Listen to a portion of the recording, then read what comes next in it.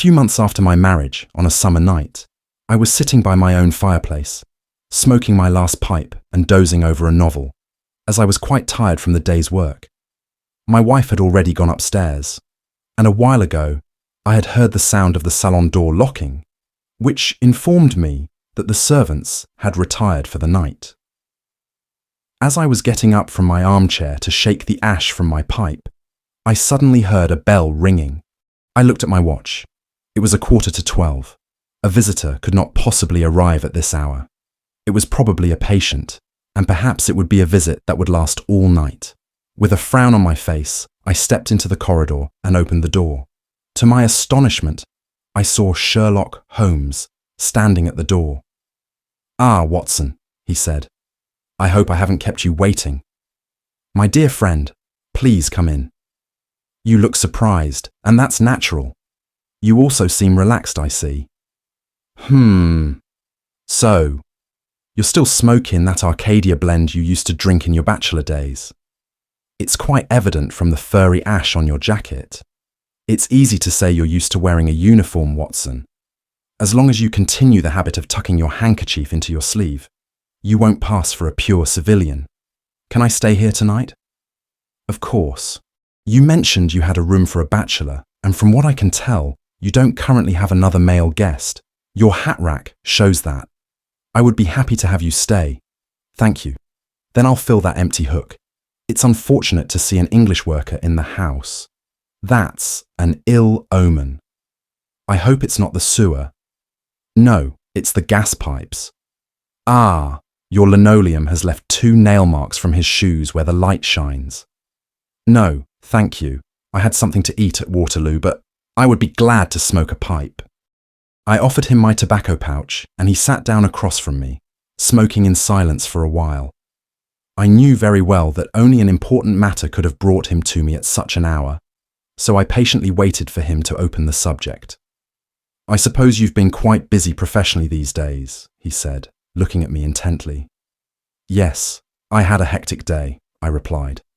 "This may sound quite silly to you," I added, "but I really don't understand how you deduce that." Holmes chuckled to himself.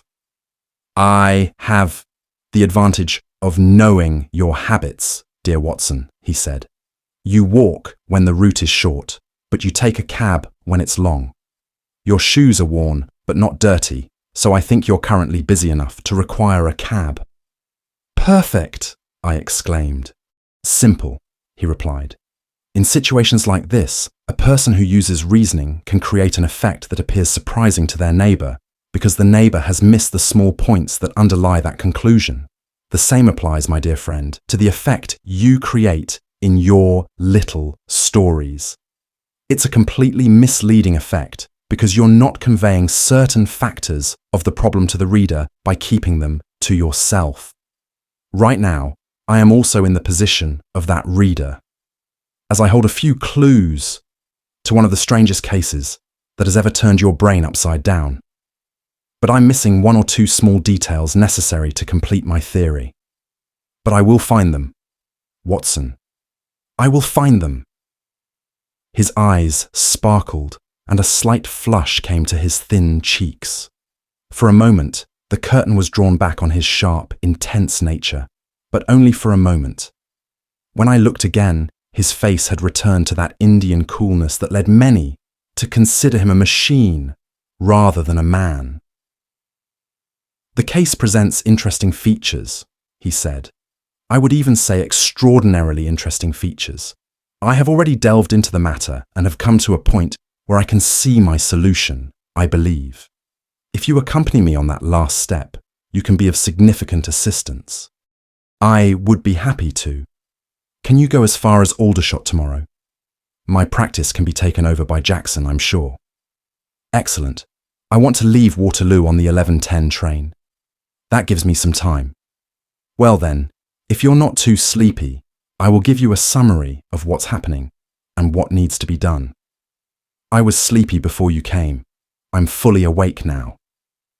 I will tell the story as briefly as possible without omitting anything related to the case.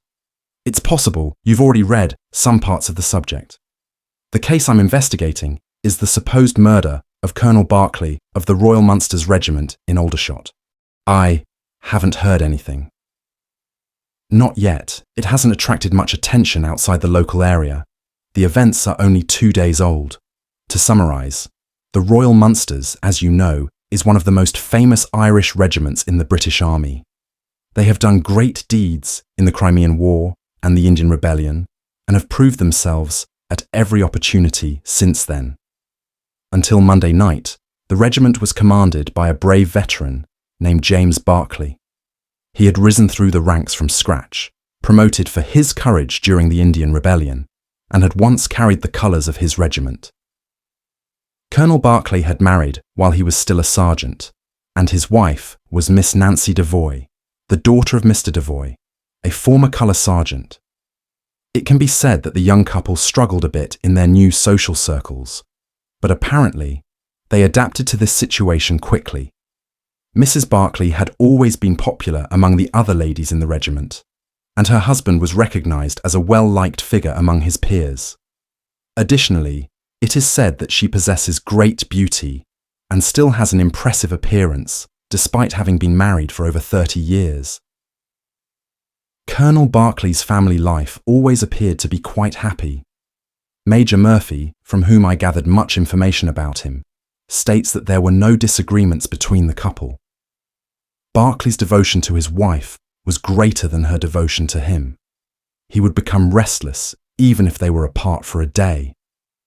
Mrs. Barclay was loyal and devoted, but less demonstrative in showing her affection. The people in the regiment saw them as a perfect example of a middle-aged couple. Their relationship gave no hint of the tragedy to come. However, Colonel Barclay had some strange characteristics. He was a cheerful, friendly soldier, but he sometimes seemed capable of great anger and resentment. This aspect of his nature surfaced only occasionally and was never directed towards his wife. Another feature that caught the attention of Major Murphy and 3 other officers was the colonel's tendency to occasionally fall into a melancholic mood. According to the major, it was noticeable that during cheerful conversations at the table, the smile would suddenly vanish from his face. When he was in this mood, he would be deep in sorrow for days. He also had certain superstitions, such as a dislike of being alone in the dark. Such a childish trait in such a masculine nature often aroused curiosity and speculation within the regiment. The 1st Battalion of the Royal Munsters, the former 117th Regiment, had been stationed in Aldershot for several years. Married officers lived outside the barracks, and during this time, the colonel resided in a villa called Lachine, half a mile from the northern camp. The house had its own grounds, but its western facade was only 30 metres from the main road. A coachman and 2 servants made up the household staff. The colonel and his wife were the only inhabitants of Lachine, as the couple had no children, and it was rare to entertain guests at home. Now, let's turn to the events that took place between 9 and 10 o'clock last Monday evening. Mrs. Barclay was a member of the Catholic Church and had shown great interest in the establishment of the St. George Society, which was associated with the chapel on Watt Street and aimed to provide old clothes to those in need. A meeting of the society was held that evening at 8 o'clock, and Mrs. Barclay hurriedly ate her dinner in order to attend. As she left the house, she said something casual to her husband, indicating that she would not be gone long. She then set off to pick up a young lady named Miss Morrison, who lived in a neighbouring villa. The meeting lasted 40 minutes, and Mrs. Barclay returned home at 9:30, dropping off Miss Morrison at her door on the way. There is a room used as a morning room at Lachine. This room faces the street and has a large glass door that opens onto a grassy area. The lawn is 30 metres wide and separated from the road only by a low wall and an iron railing above it. Mrs. Barclay had entered this room upon her return. The curtains were not drawn, as the room was rarely used in the evenings. However, Mrs. Barclay had lit the lamp and called for the housemaid, Jane Stewart, to ask for tea. This was contrary to her usual habits. The Colonel was sitting in the dining room, but when he learned of his wife's return, he moved to the morning room. The coachman saw him cross the corridor and enter the room. No one ever saw him alive again. The tea was brought 10 minutes later. However, the maid was surprised to hear that her master and mistress were engaged in a heated argument as she approached the door. She knocked, but receiving no answer, she turned the doorknob, only to find the door locked from the inside. Naturally, she rushed downstairs to inform the cook, and the two women, along with the coachman, went back upstairs to listen to the ongoing argument. They could all hear only two voices, those of Barclay and his wife. Barclay's words were low and short, and they were not understandable to the listeners. However, the lady's voice was quite angry and could be clearly heard when it rose. "You're a coward," she repeated several times. "What can be done now? Give me back my life. I don't even want to breathe the same air as you. You're a coward. Coward." As her speech continued in this manner, suddenly a horrifying scream from the man was heard, followed by a crash and the lady's piercing scream. Believing the situation had turned tragic, the coachman tried to force the door open, but was unsuccessful, and the women could not help him out of fear. Suddenly, an idea came to his mind. He ran out through the front door and rushed to the lawn, then entered through the glass doors. The room was easily accessible as it was left open during the summer. His wife was no longer screaming and lay unconscious on a sofa. The Colonel, however, was lying dead in a pool of his own blood, with his feet hanging off the edge of the armchair and his head close to the carpet by the fireplace. The coachman's first thought, seeing that he could do nothing for his master, was to open the door. But here, an unexpected and strange situation arose. The key was not on the inside of the door, and it could not be found anywhere in the room. Therefore, he exited again through the glass door and returned with a policeman and a doctor. The lady, who had the strongest suspicions cast upon her, was carried unconscious to her room. The Colonel's body was later placed on a sofa, and the scene was carefully examined. It was determined that the unfortunate soldier had a deep 2-inch cut on the back of his head, caused by a powerful blow from a hard object. It was not difficult to guess what the weapon might have been. On the ground, right next to the body, there was a peculiar stick made of hardwood with a bone handle. The Colonel had a collection of various weapons from the countries he had fought in, and the police conjectured that this stick was part of his collection. The servants claimed they had never seen this stick before. However, it could have easily been overlooked among the many interesting items in the house. Another important discovery made by the police in the room was that the missing key could be found neither on Mrs. Barclay nor on the victim. The door eventually had to be opened by a locksmith brought from Aldershot. This was the situation, Watson, when I was asked to go to Aldershot on Tuesday morning at Major Murphy's request to contribute to the police's investigations. You would agree that the matter has been intriguing from the beginning. However, my observations have led me to understand that it is far more extraordinary than it appears at first glance. Before examining the room, I questioned the servants, but I could only learn the facts I had previously mentioned. There was another interesting detail remembered by the maid named Jane Stewart. You recall that she came down and returned with the other servants when she heard the sounds of the fight. She stated that when she first went down alone, the voices of her master and mistress were so low that she could hardly hear anything and sensed they were arguing more by their tones than by their words. When I pressed her, she recalled that the mistress mentioned the name David twice. This detail is extremely significant as it provides us with a clue regarding the cause of the sudden quarrel. It should be noted that the Colonel's name, as you will remember, was James. That there was something that left the deepest impression on both the servants and the police regarding the case. It was the contortion on the Colonel's face. According to their accounts, his face bore the most terrible expression of horror and fear that a human face could assume. More than one person fainted merely from seeing it. Its effect was that terrifying. It seemed certain that the Colonel had foreseen his fate, which filled him with great fear. This, of course, aligned perfectly with the police theory that if the Colonel had seen his wife making a lethal attack against him, it would explain his fright. The existence of a wound behind his injury did not disprove this theory, as he might have turned to avoid the blow. No information could be gathered from the woman herself, as she was temporarily insane due to a severe brain fever. According to the police, Mrs. Morrison, who had gone out with Mrs. Barclay that evening, stated that she did not know why her friend was in a bad mood when she returned. After gathering this information, Watson, I smoked a few pipes to think about it, trying to separate the critical details from the trivial ones. There was no doubt that the most apparent and thought-provoking point in the case was the strangely missing door key. Even the most thorough searchers had failed to locate the key in the room. Therefore, it must have been taken out of the room. However, neither the Colonel nor his wife could have taken that key. This was quite clear. Thus, a third person must have entered the room. And that third person could only have come in through the window.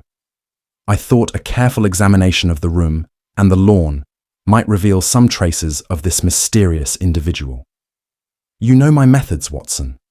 I left no stone unturned in my examination. And in the end, I found traces that were very different from what I expected.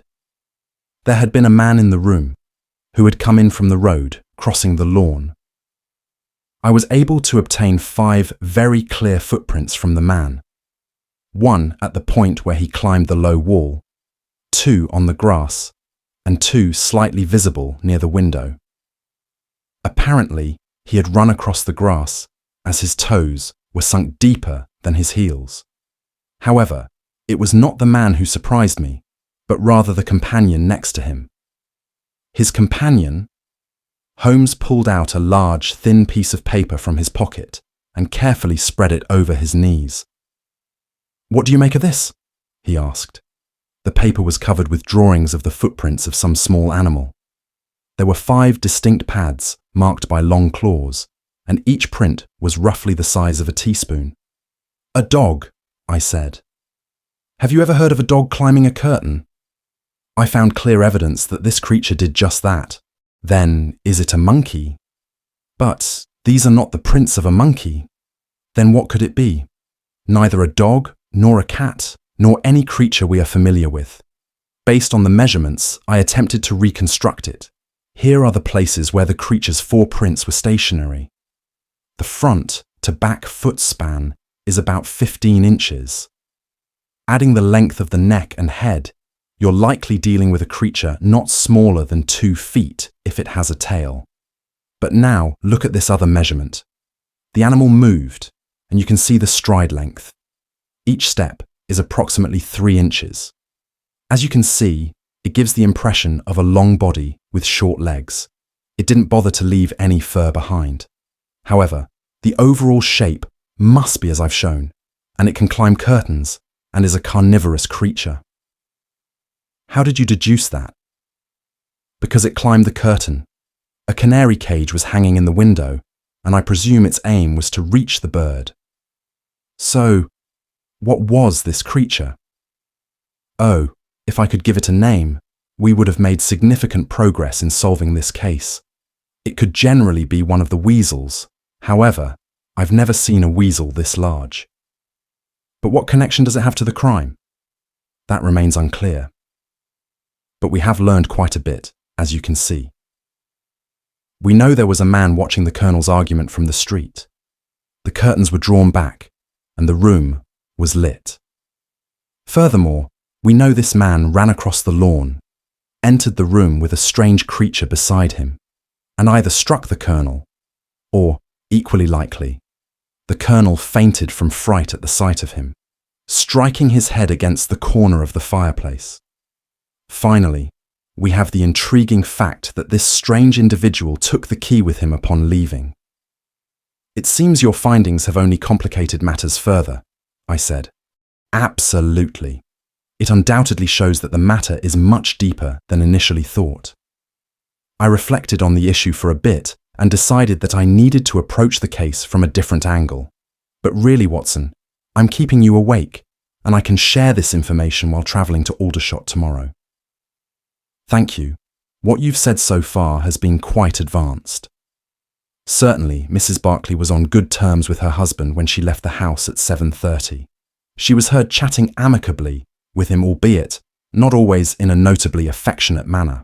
Now, immediately upon her return, she must have gone to a room where she would see her husband the least, rushed nervously to drink tea, and finally began to accuse him violently when he entered.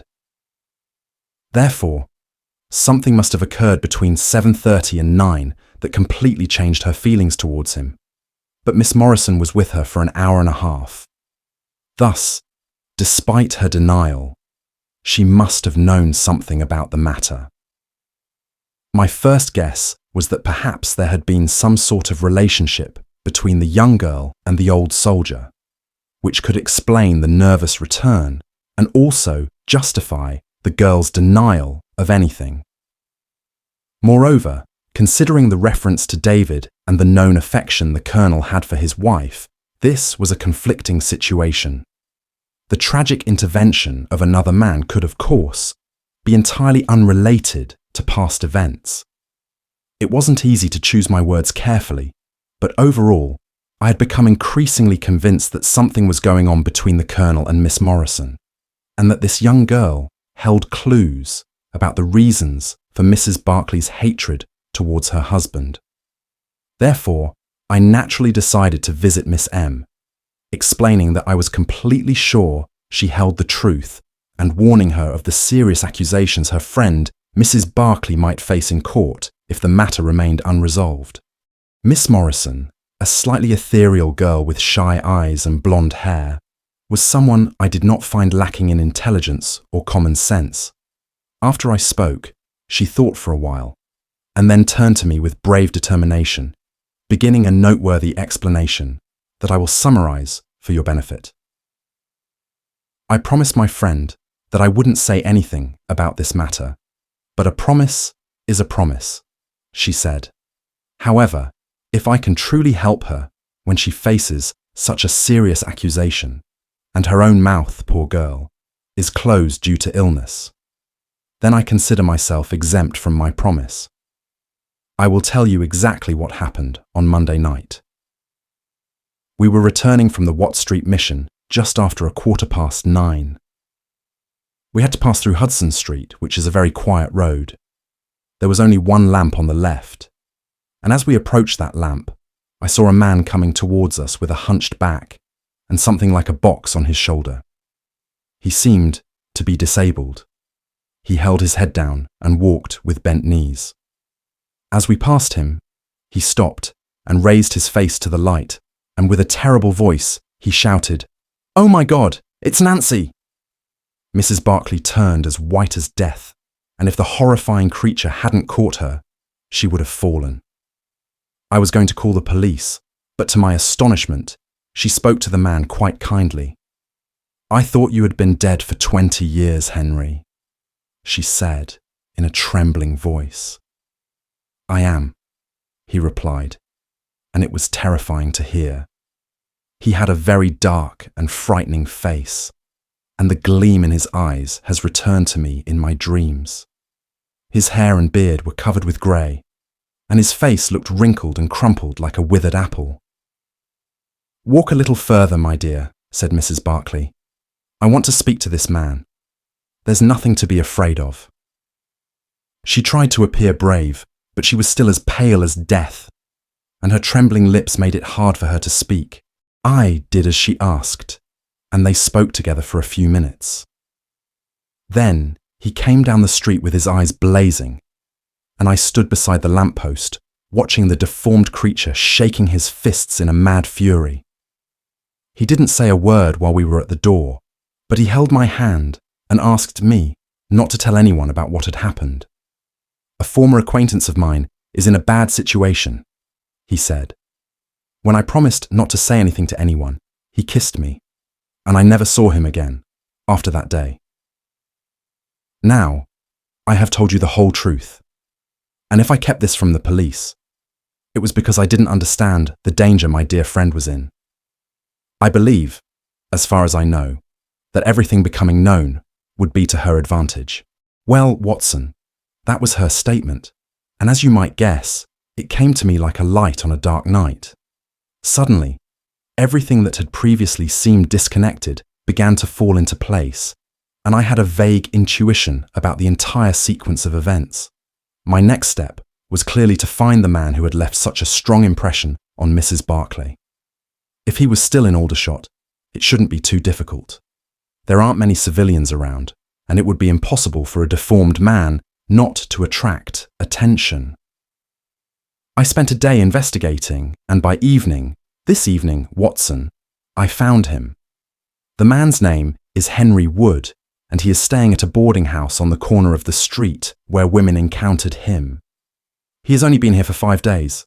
I introduced myself as an agent and had a rather interesting conversation with the landlady.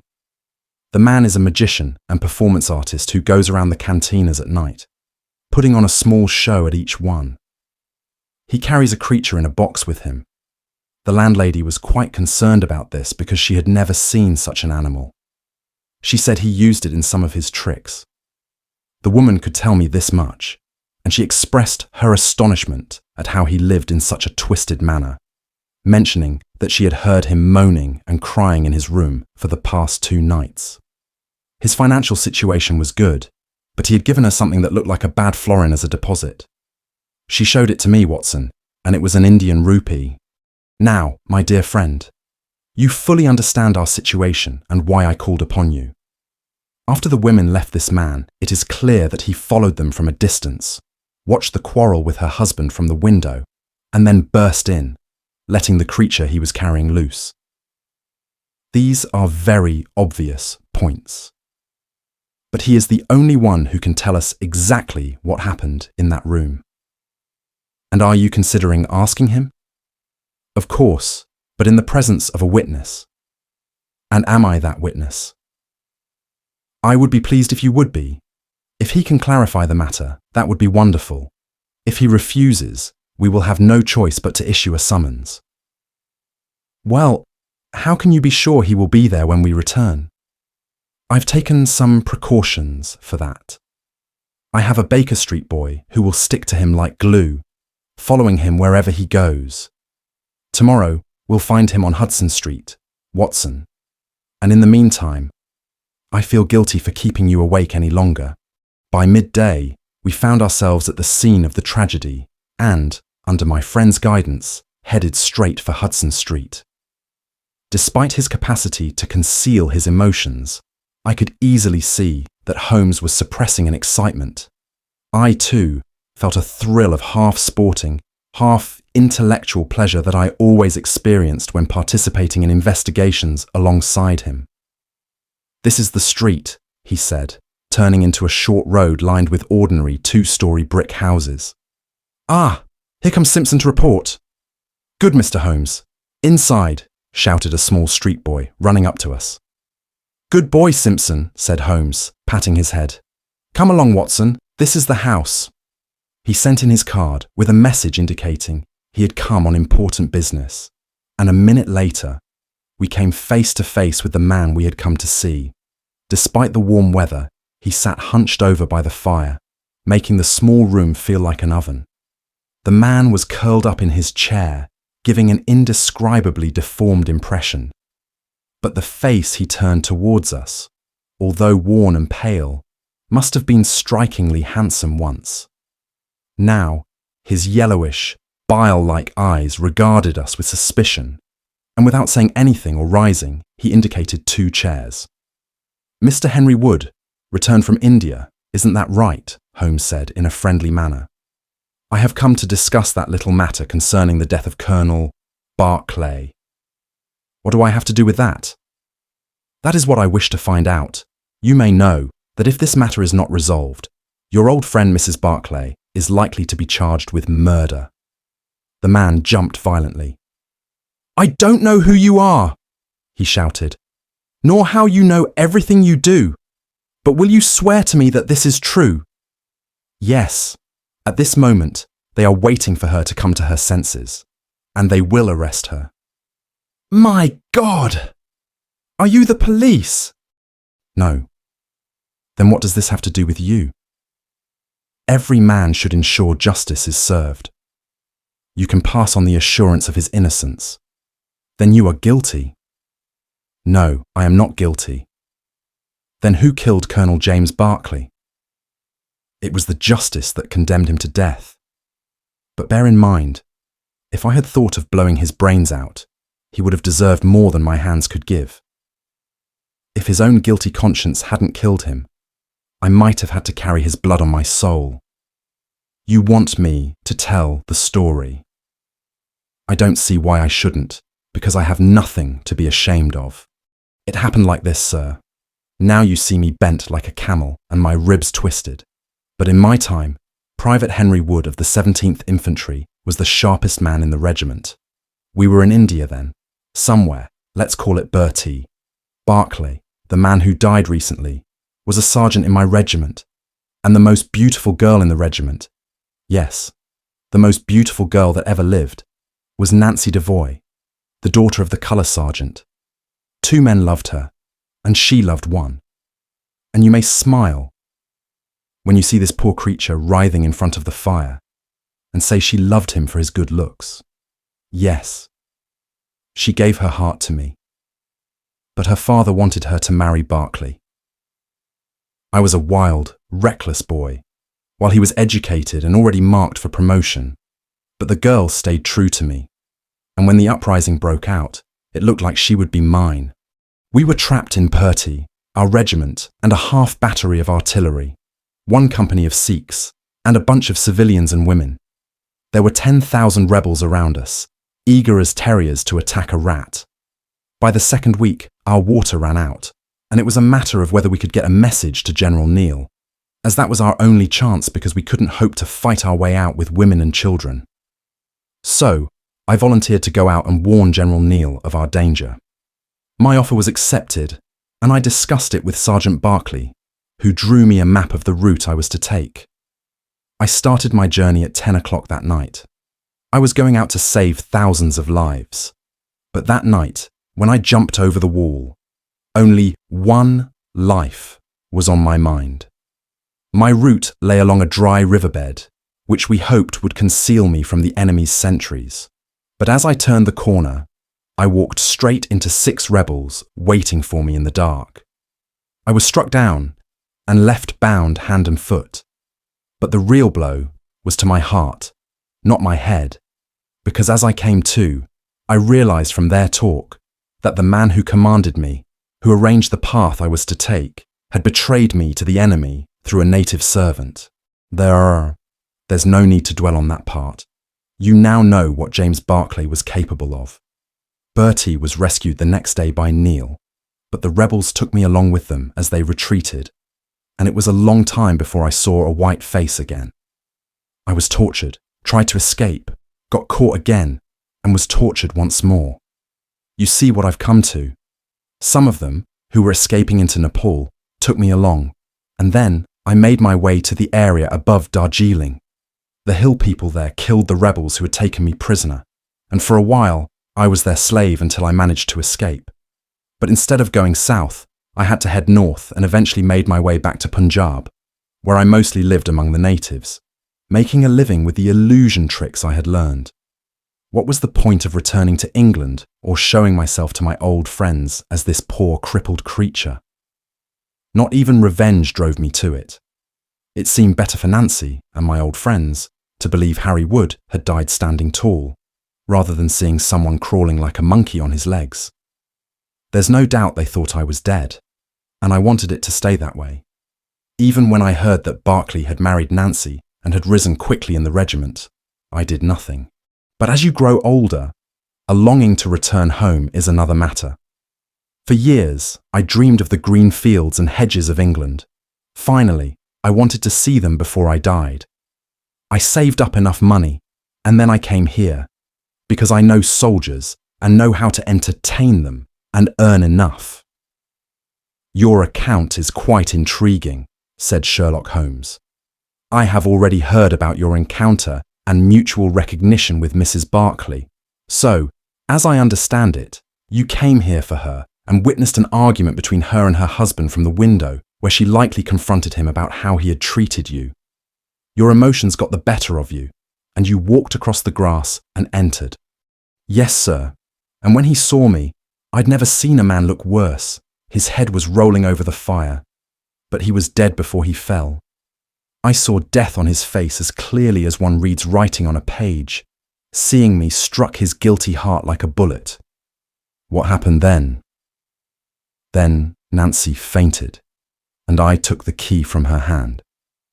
I wanted to unlock the door and call for help. But as I did, I thought it better to leave, as it could turn against me, and if I was caught, my secret would be exposed. Hastily, I pocketed the key, and in my rush, dropped my cane. Teddy had slipped through the curtains. After putting him in his box, I ran as fast as I could. "Who is Teddy?" asked Holmes. The man leaned forward and lifted the front of a sort of cage in the corner. Instantly, a beautiful, reddish-brown creature shot out, slender and graceful, with the legs of a squirrel, a long, thin snout, and the most beautiful red eyes I'd ever seen on an animal's face. "It's a mongoose," I said. "Some call it that. Others call it an ichneumon," said the man. "I call it a snake killer. Teddy is incredibly quick with cobras. I have one without teeth here, and every night Teddy catches it to entertain the people at the canteen." "Is there anything else, sir?" "Yes. If Mrs. Barclay is in serious trouble, we may need to call on you again. In that case, of course, I will assist. But otherwise, there's no need to bring up this scandal about a dead man again, no matter how badly he behaved. At least for 20 years, his conscience tormented him bitterly for this wicked deed. Ah, look, there goes Captain Murphy across the street. Goodbye, Wood. I'd like to hear if there are any developments tomorrow." We had time to catch up with the captain before he reached the corner. "Oh, Holmes," he said. "I'm sure you've heard this commotion was all for nothing. What happened then?" "The forensic investigation just concluded. The medical evidence established definitively that the death was due to apoplexy. As you see, it was quite a straightforward matter in the end." "Oh, very superficial indeed," said Holmes, smiling. "Come, Watson, I think we've no further business in Aldershot." "There is one thing," I said as we walked toward the station. "If the husband's name is James and the other man's name is Henry, what does all this talk of David mean?" "It's a term, my dear Watson, that should have given me the whole story if I were the ideal reasoner you often make me out to be. It was clearly a term of reproach." "Reproach? Yes. David went astray at times, you know, and once in the same way as Sergeant James Barclay. Do you remember the little story of Uriah and Bathsheba? My knowledge of the Bible is a bit rusty, but you'll find the story in the first or second book of Samuel.